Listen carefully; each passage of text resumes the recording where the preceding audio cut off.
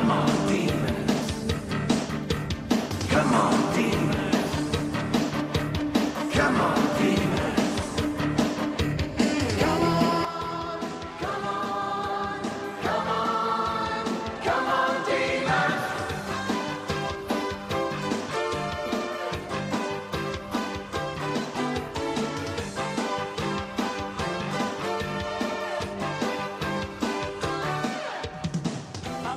Good evening, Demon fans, and welcome back to the Demon Land podcast. My name is Andy, and well, footy is back. I got to finally see a game of footy live and take out my frustrations on the men in yellow, and boy, did I let them have it. Joining me tonight is longtime Demon Lander George. Good evening, George. Good evening, Andy. Welcome to you, Andy and Binman and all the loyal listeners. And we're going to rename this the Demon Land Wellness Session for 2021. That's so that we can prepare ourselves for the ups and downs of the year ahead, because we know there'll be plenty of ups and plenty of downs. That's certainly true. I'm trying to get Binman's audio. I had muted. Oh, here he goes. Binman, good evening. How are you? Good evening, everyone. I'm good, thanks, Andy. G'day, George. How are you? We'll have 20% more ups and downs this year with the longer quarters, so plenty of joy. And I have to say, I went to the footy on Monday, and it was terrific to be at the ground and not have to listen to Gary Lyon commentate a game of footy. Yeah, I haven't watched the replay. I was there at the ground, but I did hear a lot of people on Demon Land complain about Gary Lyon. It's good to be at the footy and not have to hear some of the commentators. So I'll agree with that 100%. Guys, I guess when we'll go straight into to talk about the game, and I guess we should preface all the discussion about this practice match, which it was, with a disclaimer that we were missing most of our first-string engine room with Oliver and Viney, and I guess you can include Brayshaw at his 2018 best. And then when you add to that Melksham's experience on half-forward, same with Hibbert off half-back, Salem's class delivery, and I guess we can't forget our two main key position forwards were missing in Ben Brown and Sam Wiedemann, in addition to perhaps our best crummer, Pickett. Am I missing anyone else, guys? Not off the top of my head, but it's a pretty impressive list, isn't it? The Bulldogs were missing a couple of very good ones as well. They were missing Easton Wood and Johannisen, and obviously Treloar if he ever gets fit. But I think when you're missing the majority of your midfield and all of your forward line effectively, the result really wasn't totally unexpected. So I would have to assume that this was a true practice match as far as we're concerned, that we'll have at least a stronger side for round one. Won't be a complete side. We hope those other players are back to bolster the side when we get into the serious part of the season. Now Oliver obviously being rested for general soreness. He'll presumably be back in 10 days' time for round one. Looks like Viney won't be ready for round one, and Brayshaw may not be back, 50-50 I think at the moment. But didn't we miss Oliver in the middle? We simply didn't have anyone that could extract the ball. This was evidenced by the Bulldogs having double the amount of centre clearances, double the amount of general clearances around the ground, all despite us having double the amount of hit-outs.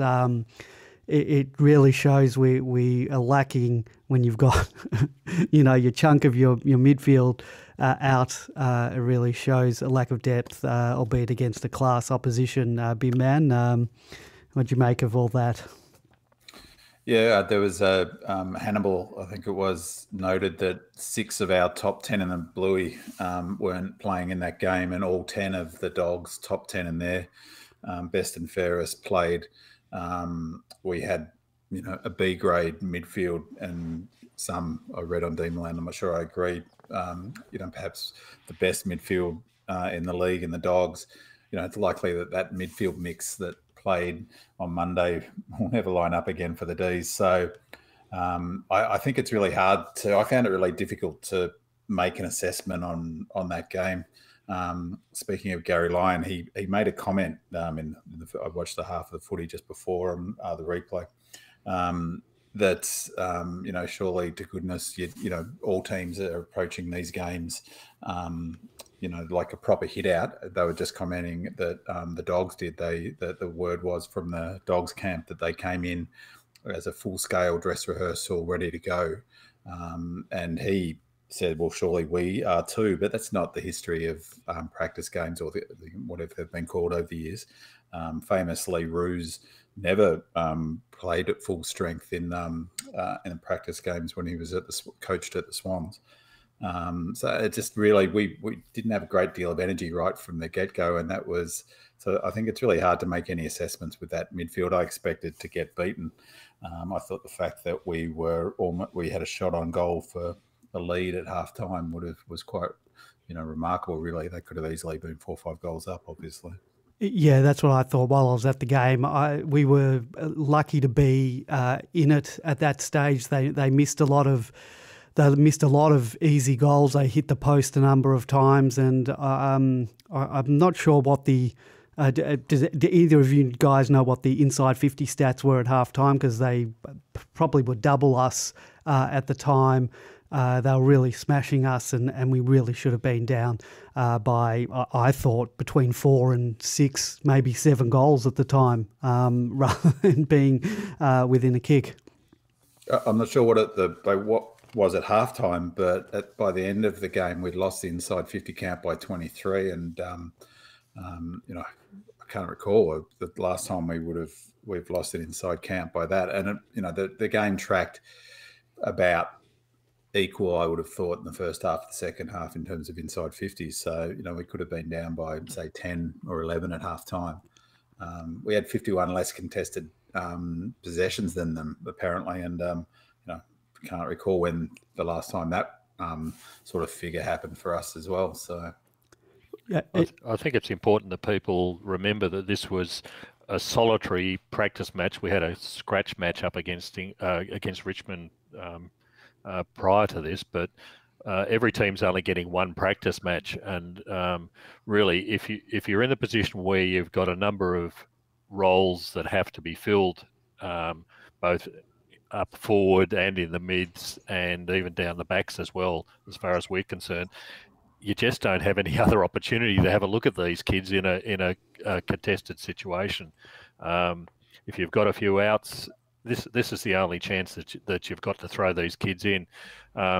There's no doubt that the Bulldogs were at full strength when we were when we had more strength in our midfield against Richmond. We actually looked all right. So you can't take too much out of this. It's always difficult to assess who's actually being serious about practice matches or not.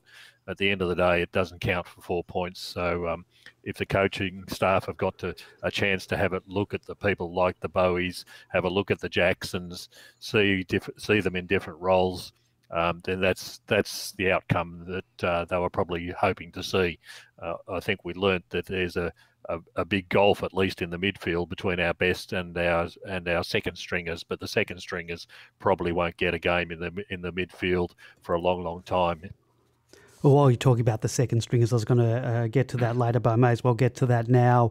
And the two, I look at, what did you make of, Sparrow and Jordan? I thought both were underwhelming, but I do recognise that they were given a monumental task against a very good midfield.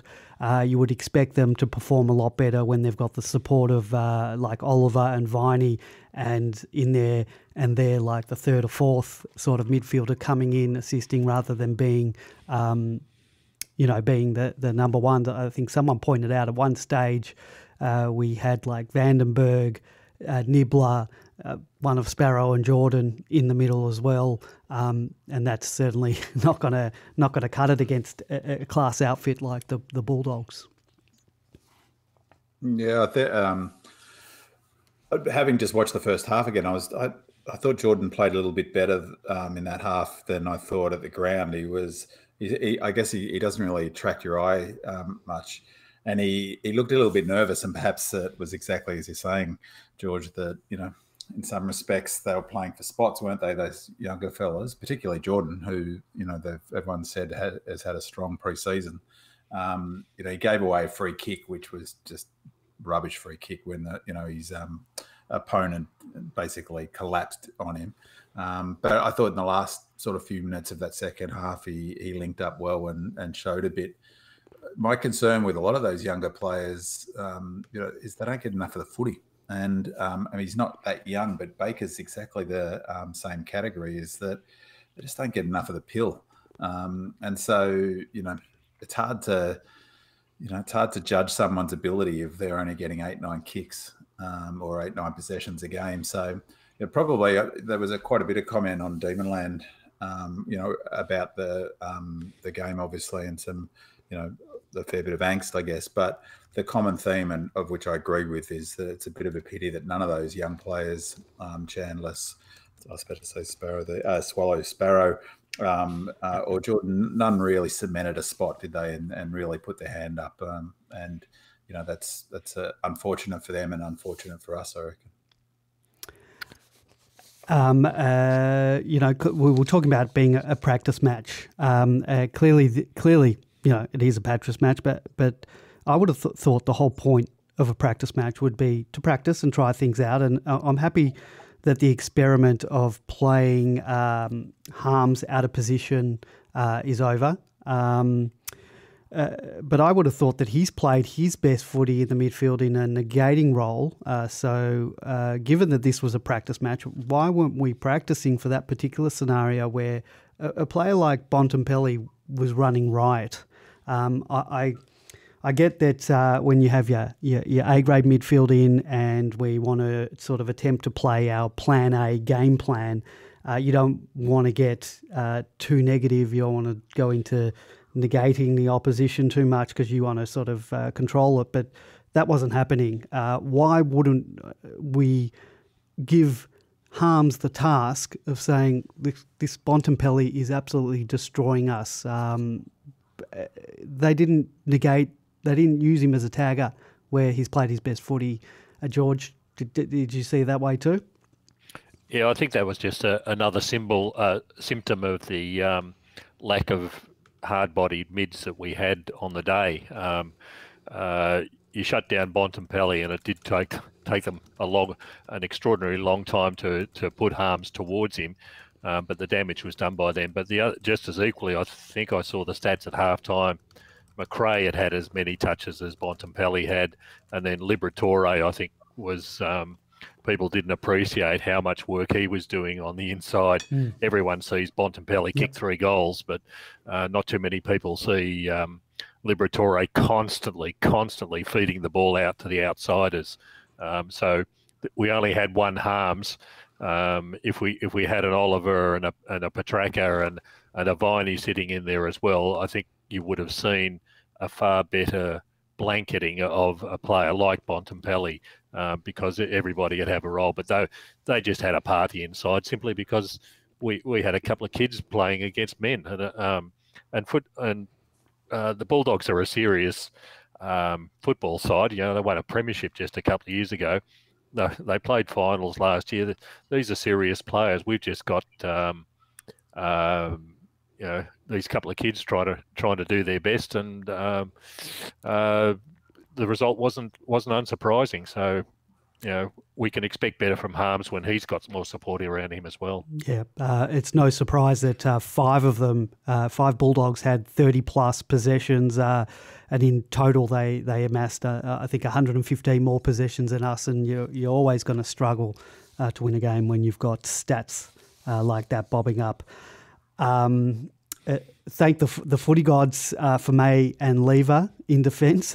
They were the difference, probably also in the scoreboard being as close as it was at halftime. But when the floodgates opened after halftime, there was nobody was going to be able to stop that onslaught. So, it's really good to see our backline, particularly our 2 main defenders, pick up from where they left off last season. That was, I think, just about the best game I've seen Lever play at the club, and he looks like he's put on a bit of size through his legs and upper body, and he looks like he's got a bit more confidence in his lateral movement, and I think he did a really good job of balancing, of being an attacking, zoning off player, marking player, but he seemed stronger one-on-one as well in the contest. So, I think that we're going to start seeing the dividends this year. We did a bit last year, but I think May and Lever together, they seem now to have found a way to, to play well with each other really well. And, I think that we're going to get the dividends for bringing those two fellas into the club. So, the big problem for me back there is the smalls. They just, we just really struggle when the ball hits the ground at both ends of the ground, actually. Jets looks a little bit slow still. I have to say it's hard to see him cementing a spot, but we certainly struggle in that back half with the mids and smalls of the opposition. So I'll ask you, and then George, you can go in. We may as well talk this now when we're preparing for the season. Given no injuries, what would you like to see our back six? Obviously, May and Lever in there. Salem's obviously as well a starter there. Who else makes up that back six? Me. You go big man, and then George can chime in. Yeah, look, it's a tricky one in the medium spots because in the bigs you've got the query is, do you play four, and the four is Lever, May, Petty potentially. I mean, Petty I would have in that team as soon as he's fit and able, because for me he's our only real potential A-grader who's not in the team or hasn't played regular footy. Didn't play at all last year. But obviously May, Lever. Tomlinson's got a tricky spot in that sort of deep fullback that that Omac was playing, that he's playing, but he still doesn't look a natural defender. I wouldn't write him off. I think he's going to be a bit of a whipping boy potentially, but him deep. And then, you've got to think that Bowie's a chance, just because, if nothing else, he looks like he can kick the footy. And as I've been banging on about for the last few years, it's our biggest weakness is our inability to, hit targets. So for that reason alone, he might come into the team. And then, of course, you've got Rivers. So I think Rivers might come up the ground, just because how many players can you have back there? I can't see a spot for Jets. There's but then you've got, there's Hibbard to come into that back line as well. He probably definitely goes in there. So, so they've got some dilemmas, I think, Petty and Tomlinson being one of them. George, where do you see it? Yeah, I agree with all of that. I think Salem's a lock. I think Rivers is actually a lock as well. He reads the play so well, and he's never fazed by the pace of the games. He's always there when you need him. Tomlinson, like Ben Mann's just suggested, I don't know that he just reads the play all that well. I think he'll be useful when the oppositions have got three talls in that area. But the big hole is Jets, unfortunately. Watching this game and the couple of games he played last year, you could see that the mind is willing, but the body just doesn't move. There was a couple of times where he was almost running up and down on the spot while his opposition player was running away from him. And I think that role is going to be even more critical the way the game's being played this year. I watched a couple of other games on the weekend, and even in this game against the Dogs, the people who are scoring the goals aren't the talls. In this game, for example, you had the Bontempelli kicked 3, Lipinski kicked 3, and there are other smalls that although McNaughton was taken off the ground with an injury, I think Bruce got 2, one of which was from a free kick. But in other games with other teams, it's the mids and the smalls that are the ones that are scoring heavily. Your talls might get 1 or 2 goals the way it's being played. I think there's the new rule that we'll talk about a bit later on is going to change. The result is you're going to need the small defenders to be able to really lock these people right out of the competition. if you're going to win games. And I don't think we can afford to have Jets sort of standing, watching his opponent have free rein as they move up the field. It'll just kill us like it did in this game. The other one back there that played, and it's hard to know, is another player. We've got a bunch of them. It's hard to know where they're at. Is Lockhart. I didn't realise until I think I read it on Team Lane, but he got a pretty serious injury to his testicle, I believe. But he at one point last season he looked like the natural heir to Jeddah's position, but again, there's another one who didn't really cement himself back there, and so it is a super big issue for us. I think that small position back there, George, and has been for last 2 or 3 years. I mean, if you think last year who got goals against us, it was almost always the mids. Even if you think back to the Dogs game when we played them during the home and away last year, it was it was Wallace. It was that Wallace, game. exactly. Yeah. It's that size player that we struggle with week in, week out. We've got the big defenders.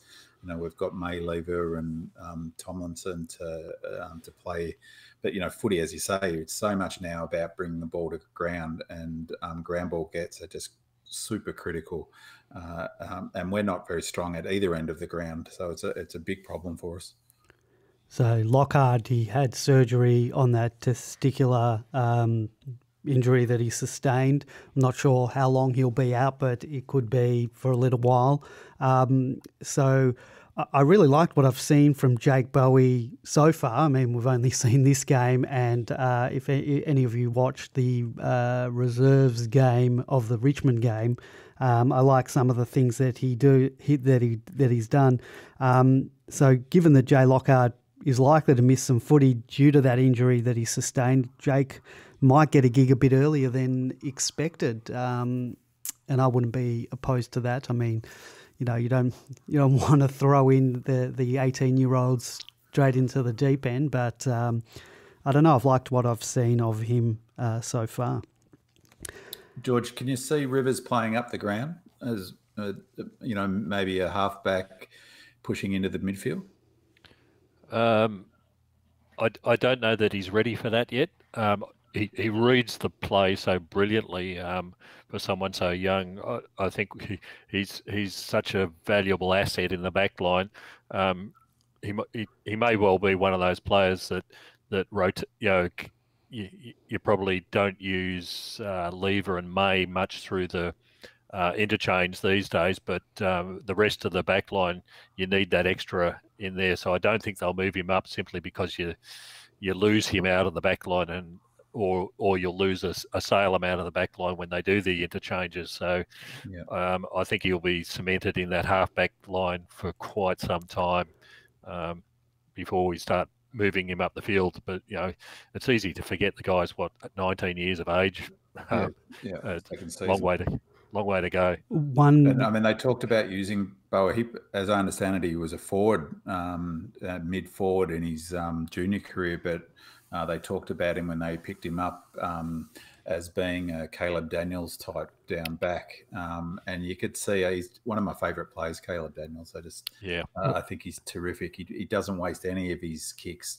He's smart, and you can just see how important he is to both their game plan, but also the way they structure up. But almost not quite a talisman, but he's a critical player for the Dogs, and we do need someone like that. Salem, I guess he's the equivalent, but he plays quite deep, Caleb Daniels. So whereas Salem's further up on halfback.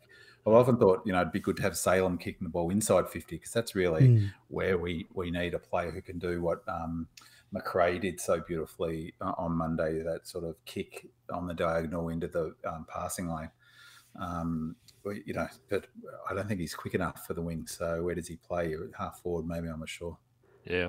The common factor, and you'll be pleased to hear this, Bin Man, is that both of those players, the Salem, the Rivers, and hopefully Bowie as well, is that they're all good kicks. And like I said, I was watching other games. I watched Port Adelaide on the weekend against Adelaide. Now, Adelaide are going to be wooden spooners easily, I think.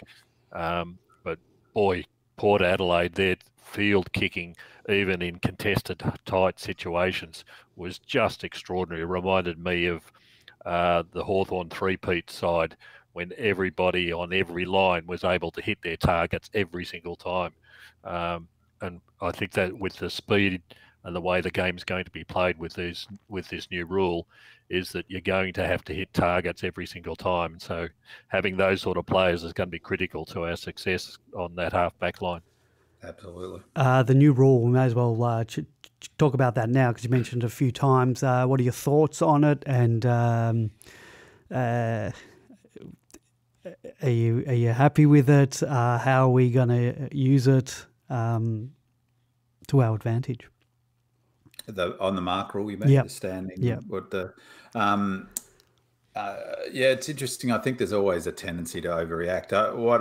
By the general commentators and particularly on the back of that first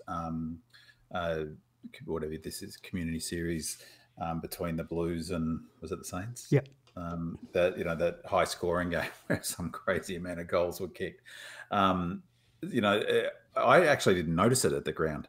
I was sort of not till Jackson stood on a weird angle when one of their left footers, I think Liberatore, was kicking, which, whether he was clever, I'm not sure. It just looked weird from where I was sitting. That was the first time I sort of thought, oh yeah, there's that rule. I wonder, because that's all about opening up that corridor and allowing the kick to the corridor. So I'd say two things is, one, unintended consequences. Every time there's a rule change like this, there's always unintended consequences. And two is that, the default position for AFL coaches is defence. So there's still, even with the extra space you've got to go in the corridor, lots of coaches will still direct their players to go the other way. Because you turn it over in the corridor. Well, Melbourne, we can't hit targets. So sure, we could go through the corridor, and we did a couple of times and turn it over, and then, you're in a terrible position. So I think it's too early days. I mean, it does present that handball. I think that's really the one that sort of seems less the kick, more the handball, because they can run off and immediately handball when they've got an extra couple of paces. But the jury's out, I reckon, on that one. I think we'll see, as we've seen in a few games, a huge increase in the scoring. As Binman just said, that it not only opens up the corridor through kicking, but handball as well. And that completely overwhelms the defence. The zone defensive structures are set up based on where the ball's going to finish up, basically. But if all of a sudden the opposition can run the ball or move it further and deeper into defence, it really puts the defence under pressure. And I think the result is that we're going to see a lot more scoring, particularly again from the midfield and those smalls moving up the ground. The other interesting thing I saw in the Port Adelaide game was they almost exclusively didn't stand on the mark. They stood 5 metres behind, because that allowed them to move sideways. So the coaches are already working on how to limit the effects of this. It won't overcome it because you're conceding another 5 metres, but they're already limiting the opportunities that the corridor is now wide open for the cross ground sort of kick to be used out of it. So, yeah, I think it's going to make it a bit more exciting, which is what the television people want, because they want more goals so they can do more advertising. I think it'll be a little bit more exciting, but we might see 15 and 20 goal games on a regular basis this season if these couple of pre-season games have been anything to go by. Yeah, I'm not convinced about that, George. I think there's a chance that it'll increase scoring, but I track the scoring in the games thus far, including the practice games, and it hasn't been a huge spike. It's a bit tricky because there's 20% more game time, and so the scores are a little bit more than 20%, but that's a bit tricky. But also you've got players or fatigue, so the games are opening up, and you've got your less rotations. So the combination of the longer quarters, less rotations, players, then that 10-minute red zone fatiguing quite badly is a factor, probably a bigger factor, I reckon, in the scores opening up.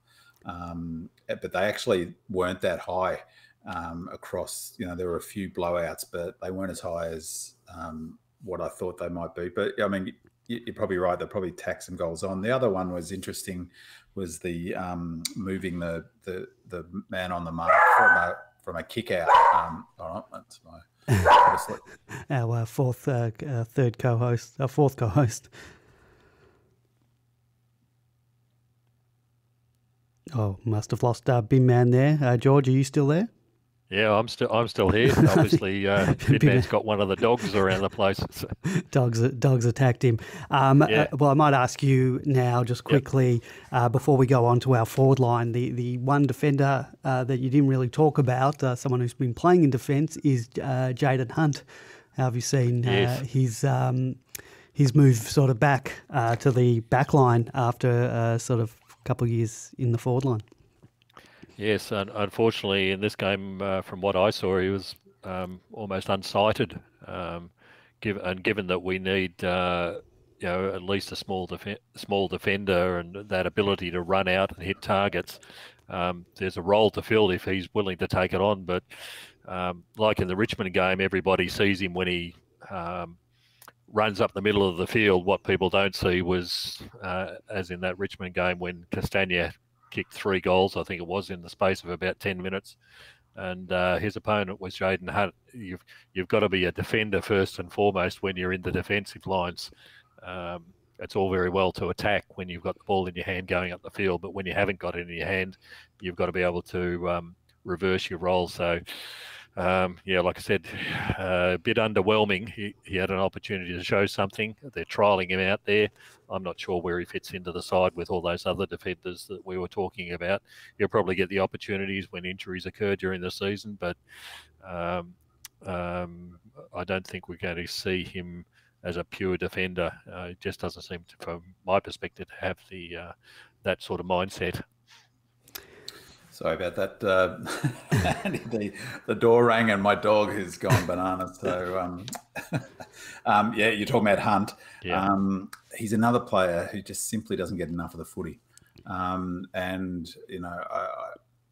They just should instruct him to kick 50 metres or not at all. And if you can't kick 50 metres down the ground, if that's not on, to handball it off, because he simply cannot hit those short. He hit one maybe, but he just is terrible on those short kicks. He's definitely, his chance is to get metres. That's his go, I think, is metres gained. Grab the ball. And maybe that's where that handball off to that player into the corridor, George, with the man on the mark, opens that up. You run 15 metres and then launch it. That's a 60, 70 metres gained, and that's what he's got to do. But in order for him to be getting a regular game in the team, he's got to be getting 15 minimum possessions a game. Otherwise, what's he doing? Because he's not shutting down. He's not strong enough to defender to put him on, one of those damaging mids. So he's got to be more of an offensive halfback player who gets, metres gained is his KPI.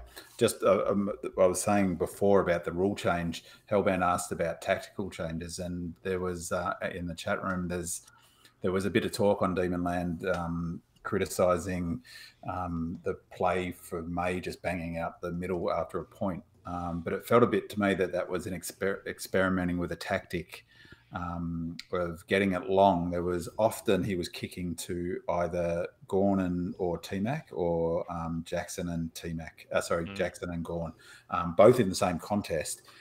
And there looked to be a clear strategy to get that distance, and then they're probably only going to get a third of those marks, if that, maybe a fifth. But when the ball hit to rush it forward, we got a goal from that when Jackson collected the ball, and I think even our first or second goal, where Frida got a free kick in the second quarter, I should say.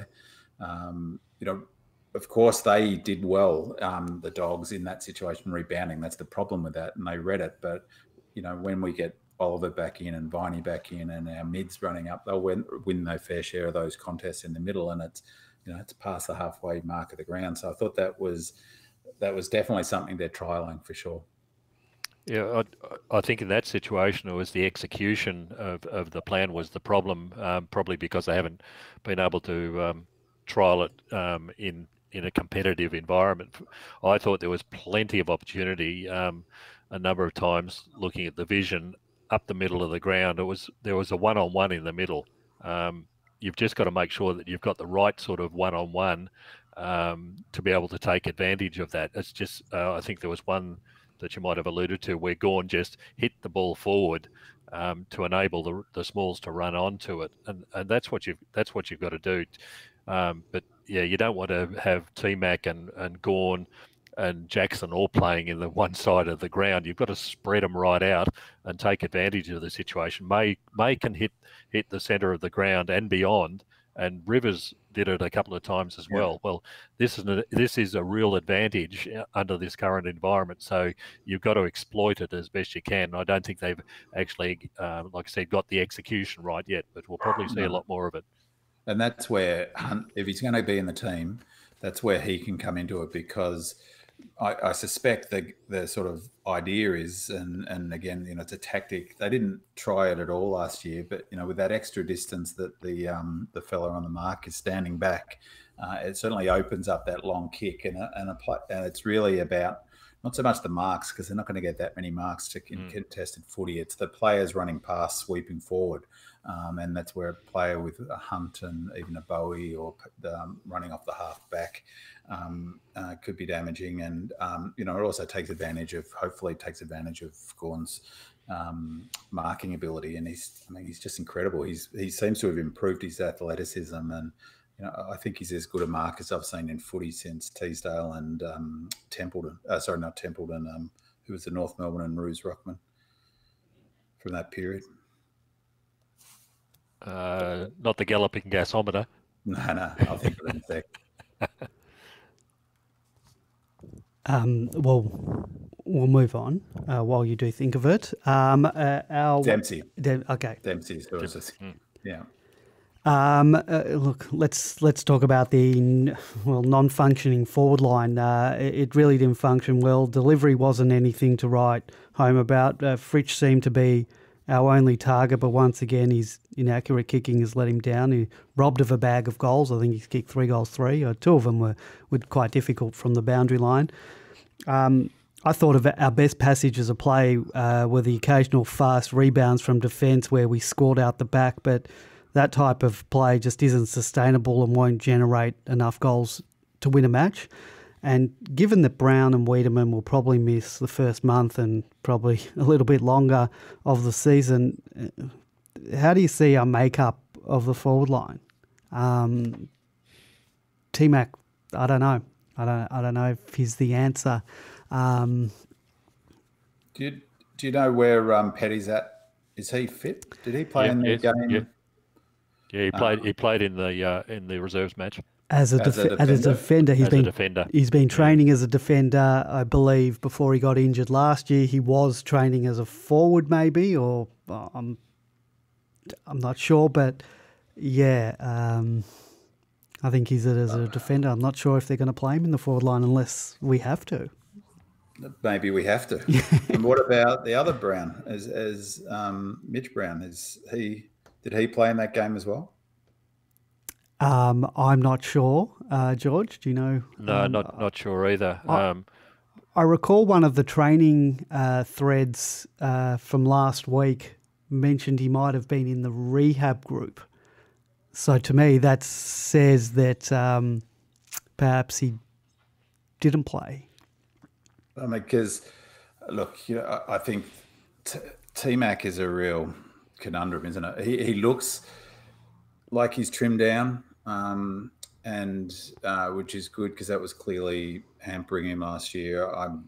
As I talked about last year, I'm convinced he was carrying an injury and has been, perhaps still is, I don't know. But he's just not holding his marks.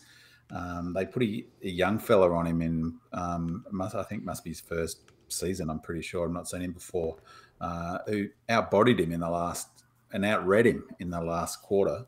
And he's just not marking, and he's got the turning circle of a ute. He's so I don't know whether, do you play him round 1? And if not, it has to be Petty, I would have thought. Yeah, I don't know, and I'm very worried because where are we going to find goals? And we don't want to be in a situation where we're 1-4 or 0-5 or what have you. We'll be in a lot of trouble by the time the cavalry arrives. Yeah, I mean, sorry, go, George. yeah, I thought this was an opportunity lost. T-Mac, yeah, like you said, he looks like he's got the turning circle of the Queen Mary at the moment, but he was the only tall that we had, genuine tall that we had down the forward line. They were dropping Jackson and Gawn down there to try and stretch the opposition, but when you've only got one tall, I think these days you get struggle. They just get the zone defences just work so well against them. So I don't given the situation where he's the only one that we've got at the moment. We haven't got Wiedemann. We haven't got Ben Brown. I don't know what the situation with Mitch Brown is. Why didn't we have Petty in there as in a practice match to try? At the moment, I can't see a spot necessarily for Petty down back because we've got enough talent and quality that's fit and able. At the moment, we haven't got. We're missing all these genuine forwards that we have. So why not try him for a couple of games down there? I was also disappointed in the fact in the opportunity that Jackson should be trialled a lot more than what he was. They were obviously trialling him in a second ruck role, but here was an opportunity to try him in a pure forward role, and I don't think those chances were taken. We've now got the same problem in round one as what we had before this practice match, and I don't think we've explored the solutions that were possible. Yeah, the other, I mean, I said this last year about T-Mac, and for me, it's the same thing. I don't understand why they don't play him out of the square. Play him out of the square like a true full forward, and that's where he starts. In the same way that they're going to play Brown, he can still get up and down the ground. He can still do his Ks, which is up and down running, or uses his tank. But out as soon as he gets 30, 40 metres past the goal, outside of the goal, he gets exposed because of that inability to turn. And he's a straight line runner. Put him deep and have him leading out from the square in a straight line. Sure, as I said, get up the round, take the marks on the wing, and then get back on his bike and get back and run his opponent into the ground. But you put him up around centre half forward, and he's a liability. I just don't understand why. One, they didn't do it last year because he was even less mobile. And two, you could play him deep out of the square and then use the Jackson higher because he is mobile and athletic and is okay when the ball hits the ground. That's the other thing about T-Mac is he's a complete liability when the ball hits the ground in terms of his ability to crumb it. I mean, that's probably maybe a bit unfair given he's a big fella, but if he's going to be in the team, I think they've got to play him deep. Small forwards. Chandler was impressive in the match against the Tigers. Sort of failed to impress this week. Spargo's been a bit hit and miss. Bedford hasn't had much of an opportunity to show anything.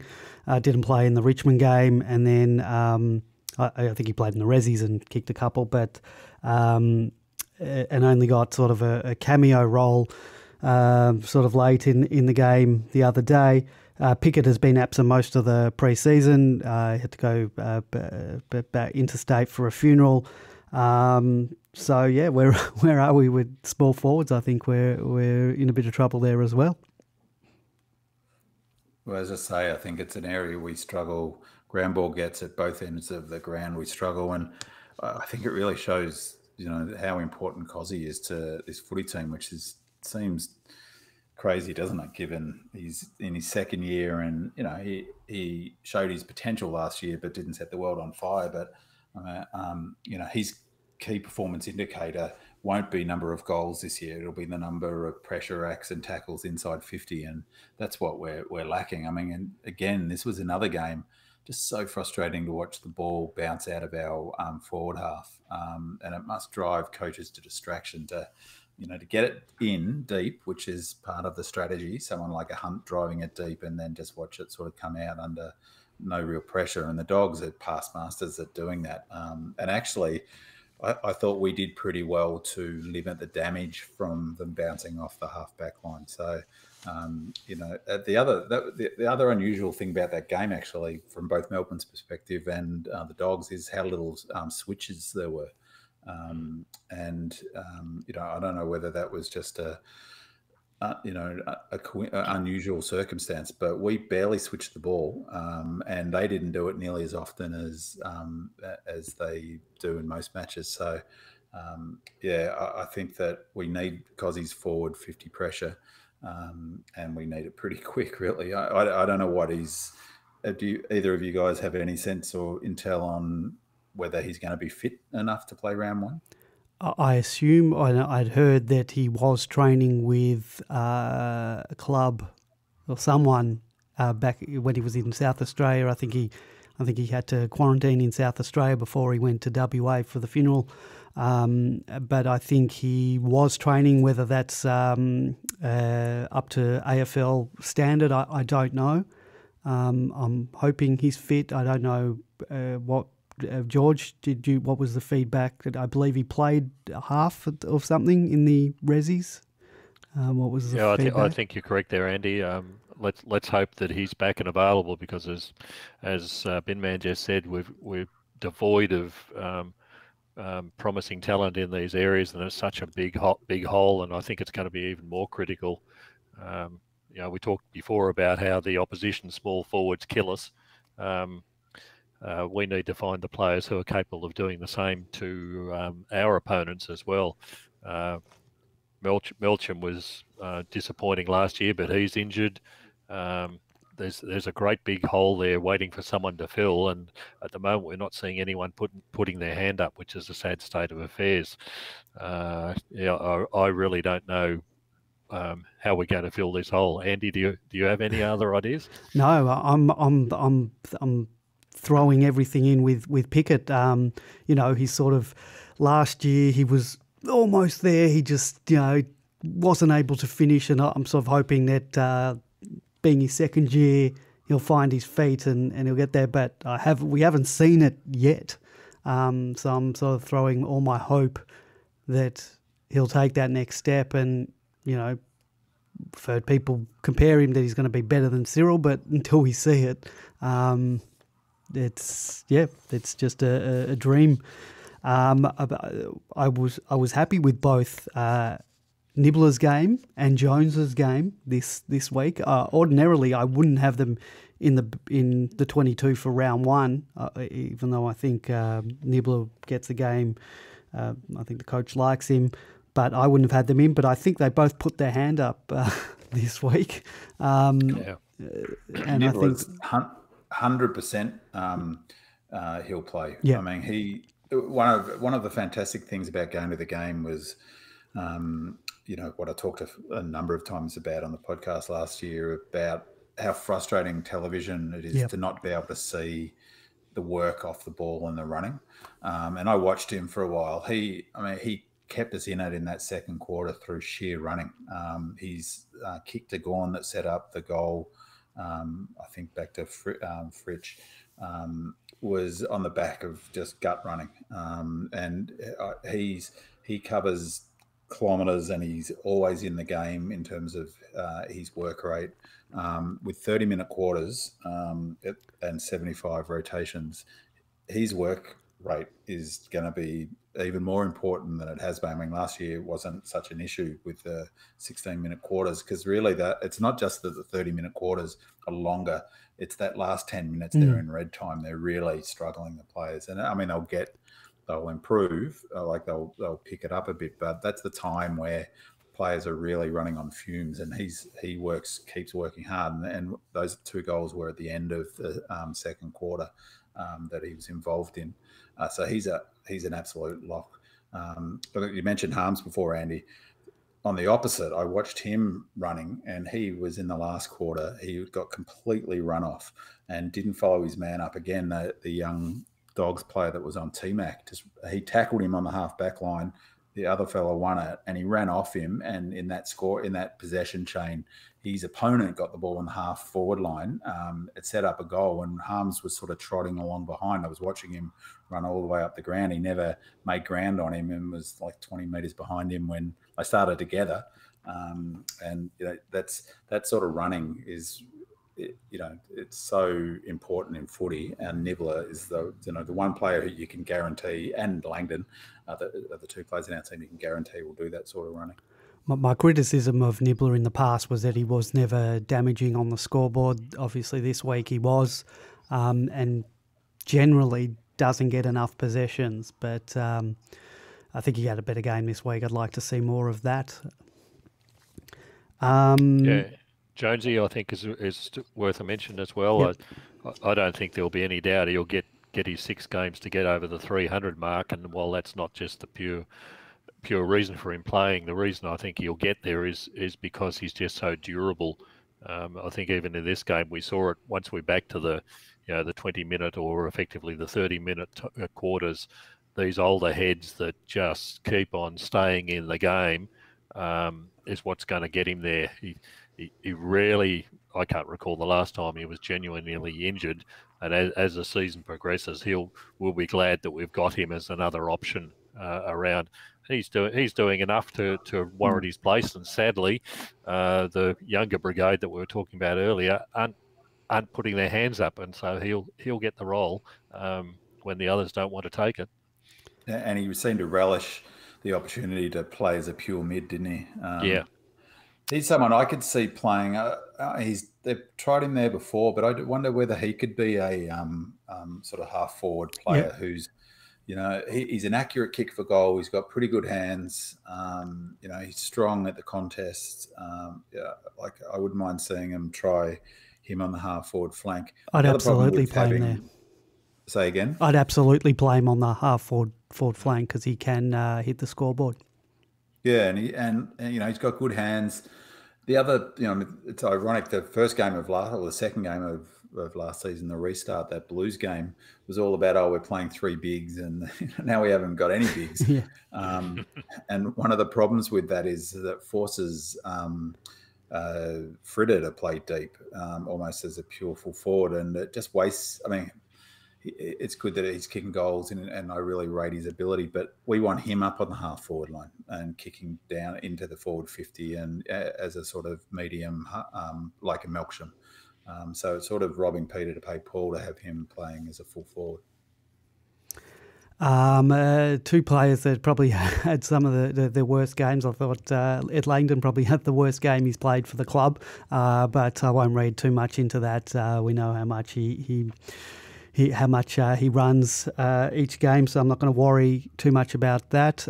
Petrarca also didn't have his best game, but that was also probably a result of not having the support around him in the midfield. Also not worried about that. I think we've covered pretty much everything. Not a reason for our loss, but wasn't surprised with the free kick count. We were absolutely belted by the umpires, 29-16 free kicks. And we got the first 3 free kicks of the game, I think. I was at the ground, and I was sort of trying to bring it up on my AFL app, and I'm pretty sure we got at least the first 2. And from that point on, in the first quarter, we just couldn't buy a free kick. And they're a frustrating team to watch, the Dogs, because, where I was sitting, you could see it. They throw the ball so often, and that over the head sort of, it's so evidently a throw, and they never get pulled up on it. And they, they just, it was not a good umpiring performance. Of course, there wasn't a game changer. No. You've got to admire the way that the Dogs have been able to exploit this. Again, it was like the Hawthorns in the past, that they just bend the rules as much as they possibly can. But, Liberatore is just fantastic at that throw over the head like you were talking about.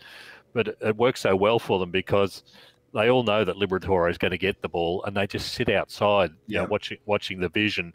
There's 3 or 4 Dogs sitting about 10 metres off the ball, waiting for that throw to come out over the back. And unless you sit on them, which we didn't, you could really get punished by it. But it'd be just nice if the umpires called it a couple of times. Everybody else can see it, but apparently they can't. And I mean, there were a couple of clangers, so the one against May where Bruce got his second goal, maybe pushed him clear in the back. I mean, it was just and then the other one. There was one. There was one at the other end of the ground, a bit just after that we didn't get. So well, there was one not long after that to Gawn, and I mean, I think this is actually a serious issue. The club raised it last year, and they should raise it again. He gets smashed in contests like all day, every day. I mean, and at one point he was given a free kick against him to Steph Martin for holding the jumper, and it was down below where I was sitting. And he was gobsmacked, and he almost gave away 50 because he was so shocked, because they're both wrestling each other. They're ripping each other off. You know, they're both holding each other, and Steph Martin in particular, because Gawn's so tall and strong. Yeah, but they just smash him in marking contests. In that incident, they showed a replay. Martin had actually trapped his arm underneath his armpit, so Gawn couldn't get his arm away. But it looked like he was holding the jumper. He wasn't holding the jumper. He just couldn't get away from Martin. But the umpire saw it the other way. But yeah, they're not very good at seeing things, not as well as we do. Well, and the umpire should protect him from that. Like just after that incident where May was not given a free kick for in the back, you know, the next play in forward line, he was smashed from behind, Gawn, and play on, and he got up, and you know, it's remarkable. He can play week in, week out, given the treatment he gets. Have you noticed how Razor Ray's actually able to bounce the ball this year? I wasn't paying attention to that. I was yelling out. I lost my voice early on in the footy. I had a bit of sore throat. I really needed the hit out. So and I was yelling out to Razor Ray that I wanted him to impose himself a bit more on the game. Yeah, I was just expecting Razor Ray to be the one to give one of those free kicks for that new manning the mark rule. I sort of expected him to sort of impose himself in that instance, but it didn't happen. No, it's coming. Don't worry, Andy. It's coming. He'll save it for a more momentous occasion. He's waiting for the season to start. All right, we'll move on as Bin Man or someone gets their phone. We've had a couple of signings just the other week. Majak Daw has been offered a rookie list spot, as well as next generation academy player Deacon Smith. But George, I'll ask you, what are your thoughts on Majak Daw? And where do you see, is he just purely a backup, or do you see a role for him in the team, whether it's in defence or perhaps even as a forward when we're bereft of tools? This is the great question, isn't it? We were told by Richardson when he first was invited to train that he was going to be available from round one. We all thought, fantastic, that solves our problem of not having Ben Brown and Sam Wiedemann available. But now it looks like he's not going to be available for at least 2 to 3 to 4 weeks into the season. So, is that because of fitness? I think that's basically the problem. Or else, if it wasn't, he would have been. I suspect he would have been playing in this practice match. The fitness levels required at AFL level are pretty high, and given that he was delisted last, what was it, October, September, October, you know, it's very easy not to keep your fitness levels up. I think he was recruited to play at Heidelberg West or something like that, so you probably don't need to be able to run too far. You just need to be able to hit people in that league. But anyhow, so it's going to be interesting. I suspect now he's given the timing of when the others are due to come back, he might actually be a backup ruckman role for should one of Jackson or Gawn go down during the season. He's a sizable unit and can certainly hold his own in the ruck. So it's an interesting role, and if the forwards don't come back in the shape that we hope, or we can't get them back soon enough, then maybe you'll fill that role. But certainly it was an opportune sort of recruitment, I think, because when you look around, there's not a great deal available. You know, the fact that even other clubs have left holes on their list for the mid-season draft rather, indicates that the talent pool's pretty thin out there, and you can't afford to put people on your list. You know, it costs you, probably a minimum of 50,000, probably closer to 100,000 a year to put a player on your list these days. So it's an expensive operation as an experiment only. You've got to be a little bit more certain about getting some results out of them. Do you know anything about Deacon Smith? I've only seen him once at a training, I think possibly last year, so I don't know much about him. George, Nothing at all, other than I think Dazzle Davey is able to provide a few insights. He's heavily involved in the junior football side of things, but no, I have no background at all. Haven't seen anything, and because we haven't been able to go to training sessions over the off season this year, it's been even harder to assess what players are capable of. Did you've been excuse me, just you've been down to train?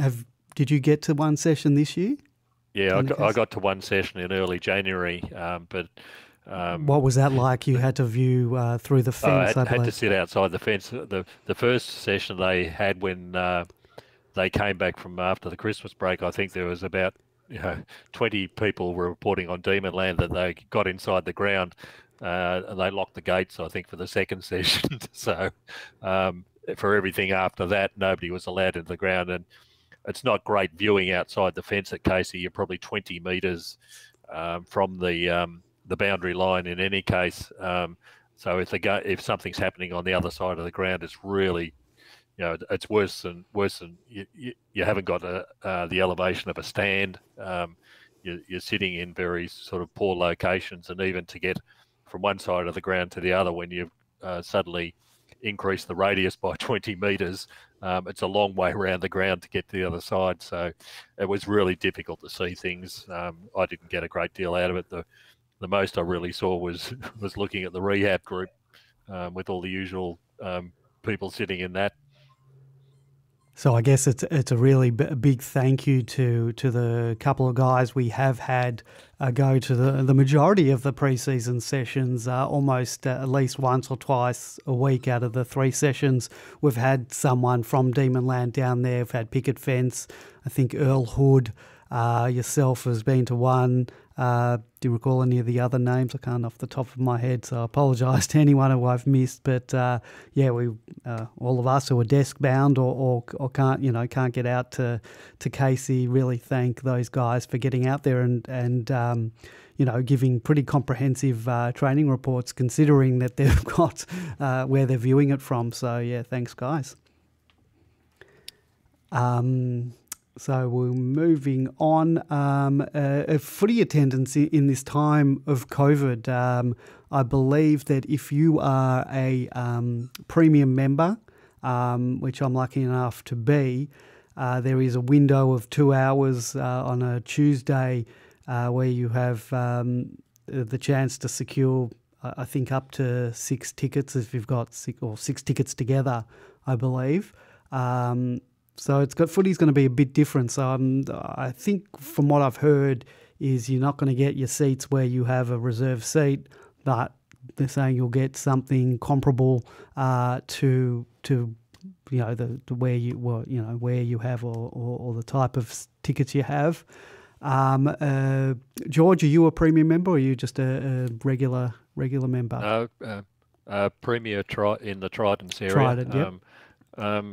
Our group usually is socially distanced from everybody else in any case because nobody will sit near us. So it's going to be a bit of a shock to a few other people when we get a bit closer to them. But yeah, you're right. People will, from what I understand, will be allocated an area sort of thing, and rather than their reserved seats. I think the genuine hope is. As has already happened in Western Australia, they've upped their limits to 75% capacity already. we've had 12 days now of COVID-free in Victoria. I think as time goes on, the limits will be increased, and hoping with vaccines and no further community transmission that we'll get back to more normal things in the not too distant future. In the meantime, I think people are just happy to be able to get back to the football and see it. If you're hoping to turn up on the day and get a general admission ticket, I don't think you've got much chance, at least for the first half a dozen rounds. And it's going to be particularly difficult for the big membership teams. The Carlton Richmond game, for example, I don't know that any Carlton's genuine supporters will get in when Richmond's got 100,000 members trying to push through the door, and they'll get the priority at the home game. So there's going to be a lot of complaints. What's going to happen? Like we're pretty lucky. So, B-Man, are you a premium member or just a general member? I'm a member of the more exclusive club, Andy, the Ponsford, top of the Ponsford stand club. So it's not as expensive, but it's much more exclusive. So you're not in that window to get the member. Not in the Tuesday window. No. I think I'll be right for the Freo game. Well, as a Melbourne supporter, you should be right for the majority of games, particularly the interstate clubs that we play. But what happens? If we come up against Richmond, we're doing all right. They're doing all right. Same with Collingwood. It's our home game. Are you a chance not to get a ticket? Is that a realistic thing? No, the club will do the right thing by me, I'm sure. Okay, so, but it's interesting. So I was at the game the other day. I just went by myself. I didn't purchase a ticket. I was able to. Well, I had to purchase the ticket through Ticketmaster, but I didn't have to pay for it. But so it was just myself. So I'm not sure if this is because there was only 7,000 people there, but I was in my seat, and the closest person was 2 rows behind me, and then 2 rows in front of me, and then about 4 or 5 seats away from me on either side. And that was sort of a weird experience, but I guess it's no different to some of the games we went to when we were at the bottom of the ladder and I was the only one around me. That's the top of the Ponsford club. Yes, that's exactly. They made it. I'm sure. Did you hear? Did they make an announcement before the game that you had to wear masks? Because no one around. I wasn't wearing one, and no one around me was. I didn't hear that, and it was relatively crowded where I was. I had people next to me and in front of me, and So no, I didn't hear that, and I don't think you have to. Well, they certainly none of the security guards, and no one was saying that you had to. When I walked in, they didn't say. Well, it was. I don't think you have to with the footy. So it was interesting because I got my ticket. It said on the ticket, well, you can only enter through gate 5B. I wasn't then allowed to walk around the ground. They had gated off down the bottom, so you could only use one set of toilets or whatever, one food and one beverage outlet. So if you had a mate on the other side of the ground, you can't sort of walk around, and I'm sure that's the way they're going to do it in sections for games. So it's going to be a different experience going to the footy these days, because sometimes I like to get up and have a wander around. I went with a mate, Andy, and he was saying that they really don't want people to go to the footy. Only mid-strength beers, and they were $9. All of the restrictions to come in, and the music blaring. Well, I think that music's hopefully it's just for the pre-season comp to try and make it a bit more exciting. Okay, what else have we got here? Do you read anything into Mark McClure's comments today that the Demons have a soft culture, and are you in agreement with that, or is he just making some noise to an easy target?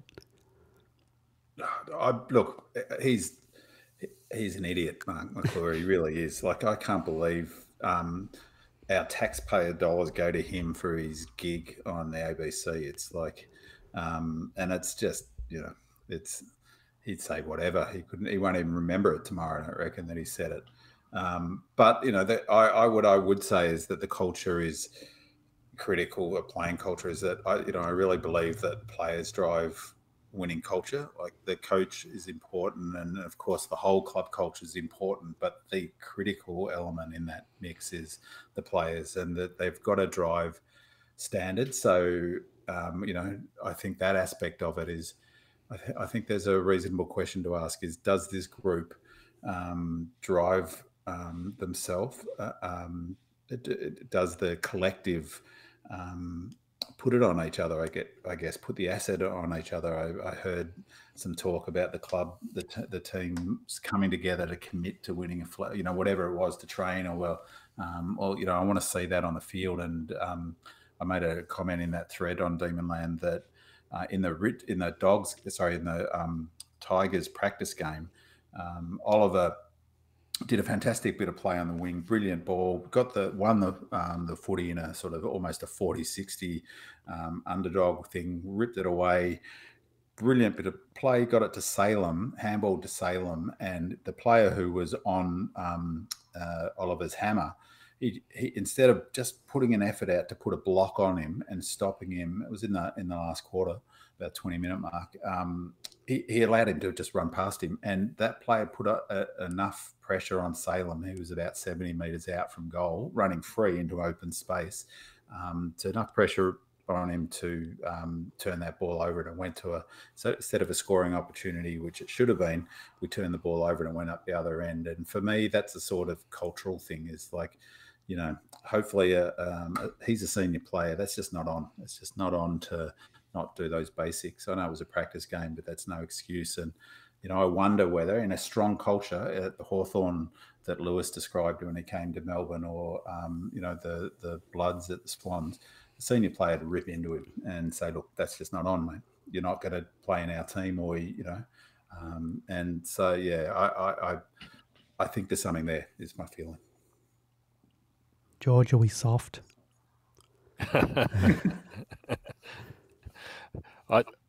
We're not on the inside, and it's difficult to judge, and a lot of people, and I'm not sure I understand what the word culture means in the first place, but unfortunately the results speak for themselves, that we haven't won a premiership since 1964. There is something that is repeating itself far too often. I just don't know what the culture entails. People talk about it a lot, but it's I don't place much store, just as equally on people, on the media. I think at the last count there was about 700 people involved in AFL media, and they've got to make a mark somewhere. So we set ourselves up as a target when we don't win premierships for 50 years and beyond. But just as equally, there are other clubs in the competition who would have equal cultural biases, I suppose is the word, assigned to them by the media. What can you do about it? Win a premiership. That's all you can do, and they'll become silent. So I don't place much store on what the media say about these things. I place more on what I see on the field and what I see the output from the players. And I think that's spot on, George. And unfortunately, leaving aside not winning a flag, is that there's a few black marks against this. The teams are like groups, I guess, and this group of players under the Roos Goodwin, there's a few black marks where critical games they've not turned up. The 2017 game against Collingwood that we would have made the finals, folded up like a deck of cards. I know the background to the issues in Cairns last year and all of the difficulties that we had. Nonetheless, 2 games where we just didn't bring it. I think as bad as those 2 games in Cairns was the game against Dogs last year. We win that game, we make the finals. There's, again, the prelim in 2018, that was a big ask to go across the other side of the country in the heat. But the result was nonetheless that we folded up. So, I think you're spot on, George. I take your point. But, there are a few marks there, so they've got to win back. That suggests culture to me, or, as you say, it's a good point. What's culture? But in the heat of the battle in critical games, they've let themselves down and let the fans down. We'll move on quickly. Gorn and Lever extended contracts, which was good to see. I guess the next two are Oliver and Petrarca. They're just got to lock them in. I don't think much needs to be said about that. And I guess I was going to talk about the predictions, 2021 predictions from the Herald Sun and the captains. Not a lot of love for the Dees. I think out of the Herald Sun, I think there were 17 so-called experts. Of that, only 8 of them had, 7 or 8 of them had us making the 8, and that was in 8th position. But I guess we don't really deserve much more than that, considering I guess even what we've just been talking about. But and even the year that going into 2019, when everyone sort of quite a few of us had us to win a premiership, look what happened. We folded like a deck of cards. I'm waiting for Mark McClure's predictions. Has he put his out yet? I'm sure we're not in the equation there. And the last thing we'll talk about AFLW. We've been dealt. We're currently in 6th position. I think it's the top 6, George. And we've got 3 games to go, and we've got 3 games against possibly 3 of the best teams in the competition at the moment. So it's going to be a tough ask. I think we probably have to win. I think there's probably only one. If we don't win all of them, there's only one spot we can really get into, and that's 6th position. So we might be relying on other teams, but it's a tough ask. I think we've got Brisbane, Adelaide, and Freo to come. Yep. I think 2 of the games are in at Casey. But yeah, it's a tough ask. It's a pretty simple scenario. But also there's opportunities there that while we've got a lousy draw in terms of who we have to play, so have the other top 6. Most of them are playing other top 6 sides. The opportunity might open for a team like Carlton or the Bulldogs to sneak in if somebody loses too many games. While we're playing Adelaide this week, and Adelaide have been in pretty damn good form. It is over here, so that's a positive. The important game for us this week in terms of others is that North are playing the Bulldogs. North are ahead of us purely on percentage. The Bulldogs are a game, percentage behind us. One of those teams is going to lose. So that means that if we beat Adelaide this week, we'll be a game clear in the 6. So that's why it's so critical to win perhaps 2 games. I don't think the percentage, now that we're getting to the end of the season, can be affected greatly because teams are playing in the top 6, top 8 are playing each other extensively. You're not going to see big blowouts like we saw when Melbourne played St Kilda last week. So teams are going to be winning by a goal or 2 here and there. They're not going to be winning by 40 or 90 points as North Melbourne did in their first game against Geelong. So we're in the right position, but it's all in our hands. We've got to win probably 2 of these 3 games to get through, because other teams in the 6 are going to lose games, and other teams outside the 6 are going to lose games. What I have been banging on for the season is I think the coach has finally woken up to the fact that the game has changed in AFLW. Players can kick a lot further than what they have been able to in the past, and our game plan, certainly in the first 4 or 5 games, was predicated on short kicking and handballs, and that didn't get you down the ground far enough because the players are also getting stronger. You can guarantee that you're going to be tackled, and tackles will stick now in the competition. So getting the ball on the boot and getting it down the ground is critical. The other thing while that would be an anathema to the men's competition because somebody will intercept it, the girls haven't yet got to the stage of being able to mark the high balls, with a few exceptions. You don't see too many pack marks happening. The ball comes to ground. So kicking the ball into the forward line and letting it come off the pack gives you the opportunities, but you've got to kick it into the forward line to give them the opportunities. Short passing and handballing and trying to run it in got you goals in years gone by, but it doesn't get you this year. I've noticed St Kilda are playing the same style and they're suffering badly this year. They shouldn't be because they've got some really seriously good players in that side.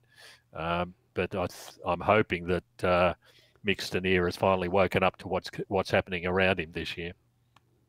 I've really enjoyed the AFLW this season, and the standard is definitely improved. But what's evident is those younger players like McNamara coming through have played junior footy. McNamara looks just a natural footballer, and just I love the way she goes about the game and a preparedness to take the step and take players on.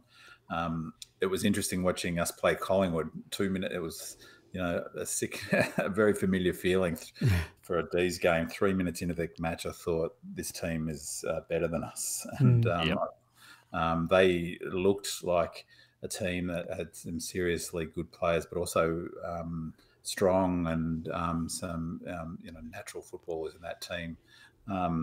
They looked the real deal, didn't they? And they blew us away. We actually did well to stay in that game, and I really, it's interesting the synergy between the men's team and the women's team. Poor kicking seems to be the thread between the two of them. And it's going to come back to haunt us potentially because we should have beaten the Dogs. That was a really bad loss. And that all came down to our woeful kicking. I thought Zanka had a best game that I've seen her play, but she can't kick to save herself. And it's sort of, she undoes a lot of her hard work. She works super hard and she was terrific. She was probably our best player on the weekend. But yeah, it's been terrific. And I just on commentary, I've really enjoyed the coverage of it as well. The commentaries, there's less banging on about opinions and more just straight commentary of the game, and it's been really quite educational. A lot of the discussion. Beck Goddard was special comments, has been a couple of times, and I don't know what the fella's name is, but he's not a bad play-by-play caller. I've really enjoyed it this season. Yeah, the quality has certainly improved, and I guess each year we're going to see better quality as these, as you said, as these girls come through that have played junior footy, rather than just be athletes coming from a different sport. I think we're going to see, better contests, and I've really enjoyed. I haven't been able to watch every game or the whole game of every game every week, but very excited about what I've seen. All right, boys, I think we might leave it there. Thank you, George, and thank you, Binman, and thank you to all of our loyal listeners coming back and joining us in 2021. Hopefully we have more things to enjoy this year than we did last year. And, we'll be back in a couple of weeks' time, hopefully discussing a win at the MCG. All right, boys, I think we're going to leave it there. Good night, everyone in Demonland. Good night as well.